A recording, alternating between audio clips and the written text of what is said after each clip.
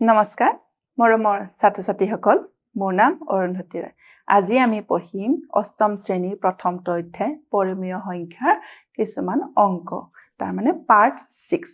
Part 6 ৰ আমি কি শিকিম কিছুমান আমি অংক শিকিম আগতে আমি কালি কৰি গলো কিছুমান বিধি প্ৰয়োগ কৰি তাৰে বাকি ৰৈ যোৱা অংকখিনি আমি কৰিম এতিয়া নেক্সট আমি অংক চাও আহা ইয়াতে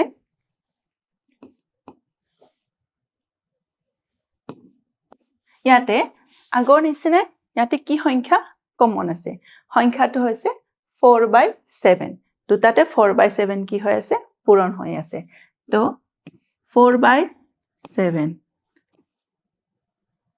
ব্ৰেকেট minus 5/9 plus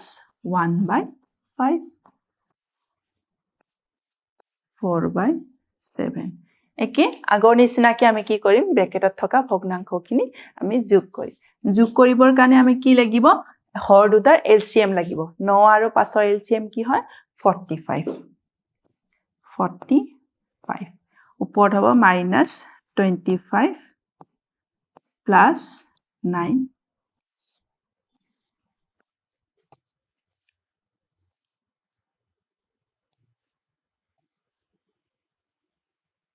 4/5 থাকিলে into ইয়াতে হ'ব -25 plus 9 আনসাৰটো হ'ব -16 তলত হ'ব 45 হ'ল এতিয়া আমি চাম কিবা সংখ্যা আমাৰ কেনসেল যাব নেকি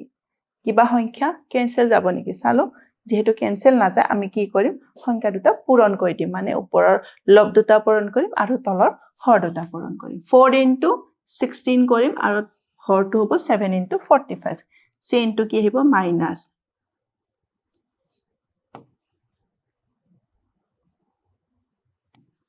ওপৰত আহিলে 64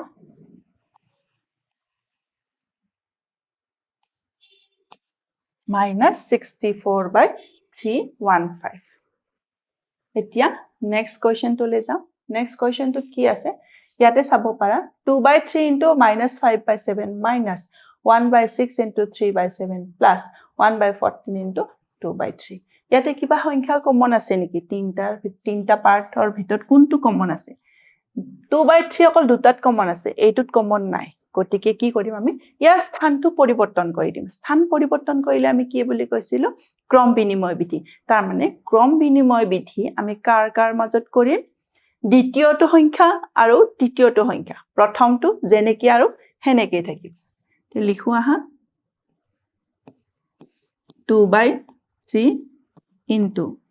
-5/7 bracket plus 1/6 into 3/7 তাৰ ঠাইত কি আহিব 1/14 into 2/3 minus 1/6 into 3/7 ইয়াতে কমন কি আছে 2/3 কমন হিচাপে ললো কি আহিলে -5/7 চিনটো যেহেতু প্লাস আছে 2/3 কমন হলে কি আহিব 1/14 minus 1/6 into 3/7 হল এতিয়া 2/3 এতিয়া আমি কি কৰিব লাগিব -5/7 plus 1/14 এটো কৰিব লাগিব কৰাৰ কাৰণে কি কৰে হৰ দুটা কি আছে 7 আৰু 14 7 আৰু 14 ৰ আমাৰ এলসিএম হলে কি হয় 7 আৰু 14 ৰ এলসিএম হয় 14 ইয়াতে আহিব -10 plus 1 মাইনাস এটো সংখ্যা চাও আহা এই সংখ্যাটো মাজত কিবা কেনসেল কৰিব পাৰি নেকি দুটা যেহেতু পূৰণ হৈ আছে তো কেনসেল হলে কি হ'ব 1/14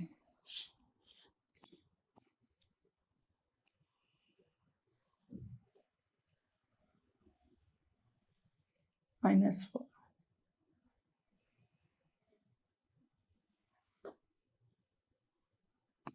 2 into minus 9. 3 into 14 minus 1 by 14. এইটো সব 2 into minus 9. 3 into 14. ইয়াৰ মাজত কেনসেল আমি কি কৰিব পাৰো 3 3 গুণ 9 এটো আমি কেনসেল নকৰো বাকিখিনি আমি কেনেকৈ ৰাখিলো তলত 14 টো ৰাখিলো ওপৰত কি হ'ব 2 into 2 পূৰণ 3 আৰু যেহেতু -6 টো আছে মাইনাস আছে -6 আৰু এটো লগত কি আছে -1 -1 by 14 এতিয়া সোৱা 14 আৰু 14 ৰ এলসিএম কি আহিব 14 এ আহিব তো ওপৰত আহিব -6 -1 -6 আৰু -1 হ'ব -7 by 14 এই দুটা কেনসেল কৰিলে আমাৰ কি আহিব -1 by 2 তো আমাৰ আনসাৰটো আহিলে -1 by 2 এতিয়া নেক্সট কোৱেশ্চন তো লৈ যাও নেক্সট কোৱেশ্চনটো কি কৈছে তলৰ সংখ্যা কেটা যোগ আৰু পূৰণৰ ক্ষেত্ৰত সহযোগ বিধি মানি চলে নে নচলে সহযোগ বিধি মানে কি আছিল আমি আগতে পাইছিলো a + b + c প্ৰথমতে a + b কৰি লৈ তাৰ পিছত কি কৰিম b + c প্ৰথমতে a + b প্লাস কৰি + c টো পিছত কৰিম আৰু পিছত কি কৰিম যদি b + c টো আগত কৰি তাৰ লগত a টো প্লাস কৰি দিও যদি আনসাৰ দুটা আমাৰ একেই আহে তেতিয়া হলে কি কম আমৰা সহযোগ বিধি মানি চলে যোগৰ ক্ষেত্ৰত আৰু ঠিক তেনেকৈ পূৰণৰ ক্ষেত্ৰত আমি কৰিছাম এৰ আমাক সংখ্যা কেটা কি দিছে -2/3 3/8 আৰু 4/5 কৰিছা আহা -2/3 যেহেতু আমাক যোগৰ ক্ষেত্ৰত কৈছে প্ৰথমতে আমি যোগ কৰিছাম 3/8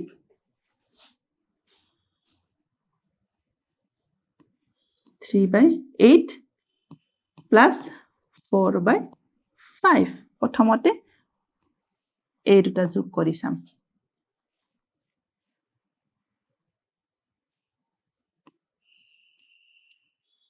ইকুৱেল কি আহিছে আমাৰ 3 আৰু 8 3 আৰু 8 ৰ এলসিএম উলিয়াব লাগে 3 আৰু 8 ৰ এলসিএম কি হ'ব 24 মাইনাস ওপৰত আহিব চিনটো আহিব minus 16 plus 9 bracket plus 4/5 equal ইয়াতে কি আহিব -16 plus 9 16 ৰ পৰা 9 বিয়োগ কৰিলে কিমান আহিব যেহেতু চিনটো মাইনাস 7 তলত থাকিব 24 plus 4/5 চিনটো মাইনাস আছে কাৰণে মাইনাস আহিলে -7/24 plus 4/5 এতিয়া আকৌ কি কৰিবলৈ এই দুটা সংখ্যাৰ আমি এলসিএম লম 24 আৰু 5 ৰ এলসিএম কি হ'ব ইয়াতে লিখি দিছো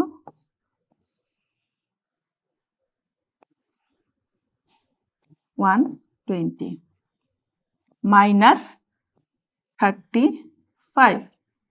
plus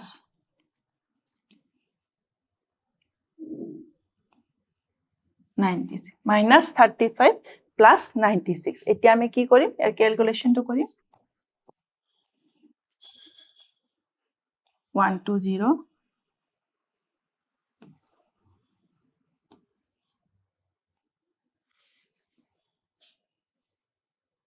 আমাৰ আনসাৰটো আহিলে 61/120 আমি এটা পাৰ্ট কৰিলো আকৌ নেক্সট কি কৰি লেফট সাইড কৰিলো ৰাইট সাইড কৰি রাইট সাইডত কি হ'ব a মানে -2/3 plus b plus c b কিমান আছে 3/8 plus 4/5 -2/3 plus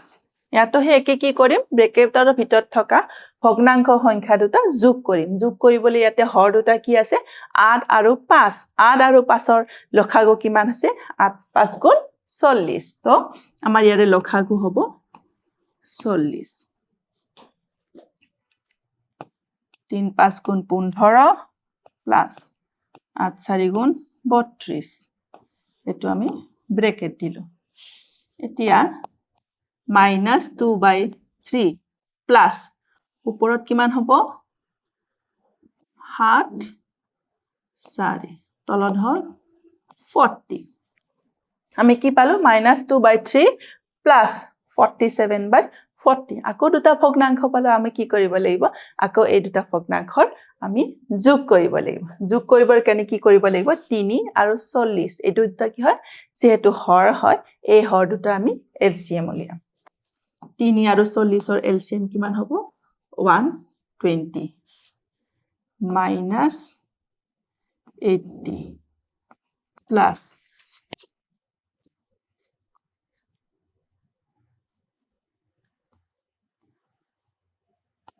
answer to আহিব 61/120 আমাৰ কি হল লেফট সাইড আৰু ৰাইট সাইড দুটা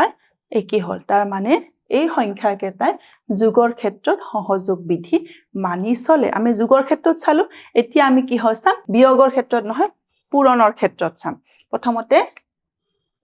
আমাৰ কি হল যেতিয়া আমি যোগৰ ক্ষেত্ৰত চালো এই সংখ্যা দুটা লেফট সাইড আৰু ৰাইট সাইড সমান হল তাৰ মানে আমি কি ক'ব খুজো এই সংখ্যা কেইটা মানে এই আমাক দিয়া পৰিমেয় সংখ্যা তিনিটা যোগৰ ক্ষেত্ৰত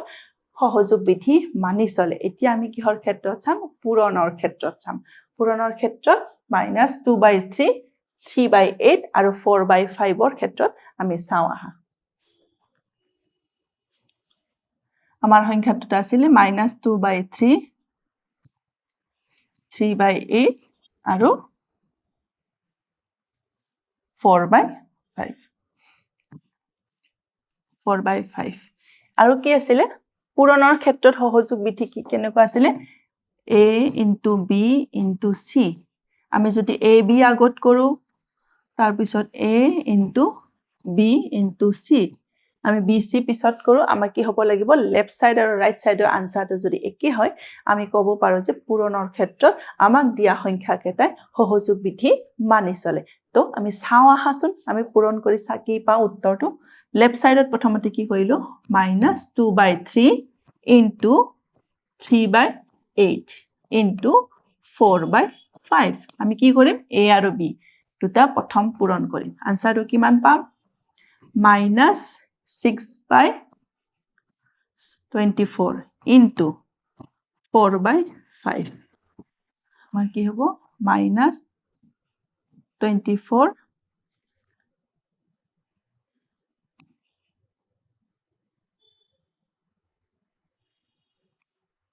120 আকৌ নেক্সট কি কৰিম a মানে হল -2/3 * b হল 3/8 * 4/5 -2/3 * এটো কি আহিব 3 4 গুণ 12 8 5 গুণ 40 আকৌ আমি পূৰণ কৰিম ওপৰৰ লব দুটা আৰু তলৰ হৰ দুটা -24/120 তাৰ মানে কি হল লেফট সাইড আৰু ৰাইট সাইডৰ আনসাৰ দুটা একে আহিলে আমি কি ক'ব পাৰো আমাক দিয়া এই পৰিমেয় সংখ্যা তিনিটা পূৰণৰ ক্ষেত্ৰতো সহযোগ বিধি মানি চলে এতিয়া আমি নেক্সট কোৱেশ্চনটো চাম নেক্সট কোৱেশ্চনত কিছে এটা উদাহৰণৰ দ্বাৰা দেখুৱা যে পৰিমেয় সংখ্যা হৰৰ ক্ষেত্ৰত আবদ্ধ নহয় আবদ্ধ বিধি কি আছিল যেতিয়া আমি দুটা সংখ্যা পৰিমেয় সংখ্যা লও এই পৰিমেয় সংখ্যাটো যোগ বিয়োগ পূৰণ হৰণ এবোৰ কৰি সোৱাৰ পিছত তাৰ ফলাফলটো কি আহিব লাগিব ফলাফলটো যদি পৰিমেয় সংখ্যা হয় তেতিয়া আমি ক'ব পাৰো যে হেতু আবদ্ধ বিধি মানি চলে আৰু যদি ফলাফলটো পৰিমেয় সংখ্যা নাহে তেতিয়া কি কম যে এটো আবদ্ধ বিধি মানি নচলে আমি উদাহৰণটো ধৰি লওঁ 1/2 আৰু 3/5 আমাক যেহেতু হৰণ কৰিব দিছে 1/2 হৰণ 3/5 হৰণটো যেতিয়া আমাৰ পূৰণ হৈ যাব তেতিয়া পূৰণ হলে কি হৈ যায় এই সংখ্যাটো পিছৰ ফালে থকা এই ভগ্নাংশটো কি হৈ যাব তাৰ প্ৰতিক্ৰম আহি যাব মানে 3/5 ৰ প্ৰতিক্ৰম কি আহিব 5/3 তো 5/6 এটো এটা পৰিমেয় সংখ্যা হয় এতিয়া আমি বেলেগ সংখ্যা লৈ চাও দিয়াচোন বেলেগ পৰিমেয় সংখ্যা লৈ চাও আহা বেলেগ পৰিমেয় সংখ্যা কি ললো 1/2 আৰু 0 কাৰণ 0 এটা পৰিমেয় সংখ্যা হয় এতিয়া চাও আহা 1/2 divided by 0 1/2 এটা কি হ'ব হৰণ আছে যেতিয়া আমি পূৰণ কৰিম ইয়াৰ 0 ৰ প্ৰতিক্ৰমটো কি আহিব 0 ৰ প্ৰতিক্ৰম মানে যেহেতু 0 ৰ হৰ কিমান থাকে সদায় 1 থাকে তে প্ৰতিক্ৰম কি আহিব 1/0 আৰু 1/0 মানে হৰ যেতিয়া 0 থাকে এটো কেতিয়া আমি কোনো ধৰণৰ ফলাফল নাপাও এটো কি হয় যুক্তি সংগত আমাৰ নহয় কাৰণ যেতিয়া হৰ শূন্য কেতিয়া হ'ব নোৱাৰে বা আমি যিকোনো সংখ্যা 1/0 আমি কৰিব নোৱাৰো গতিকে আমি কি ক'ব পাৰো পৰিমেয় সংখ্যা হৰণৰ ক্ষেত্ৰত আবদ্ধ বিধি মানি নচলে কাৰণ যেহেতু আমি শূন্যৰ লগত কৰাৰ লগে লগে কি হল শূন্যৰ লগত কৰাৰ লগে লগে তাৰ ফলাফল যেটা শূন্যৰে হৰণ কৰিলো তাৰ ফলাফলটো আমি পৰিমেয় সংখ্যা নাপালো কাৰণ এটো যুক্তিসংগত নহয় তো আমি কি ক'ব পাৰো হৰণৰ ক্ষেত্ৰত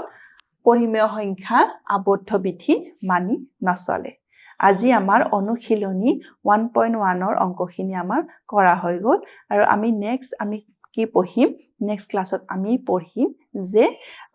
সংখ্যা ৰেখা তোমালোকে জানা সংখ্যা ৰেখাত আমি অখণ্ড সংখ্যা বহুৱাইছো এতিয়া আমি সংখ্যা ৰেখাত পৰিমেয় সংখ্যানো কেনেকৈ বহুৱাই সেইবোৰে আমি পৰৱৰ্তী ক্লাছত শিকিম আশা কৰিছো আজিৰ ক্লাছখিনি তোমালোকে বুজি পাইছা ধন্যবাদ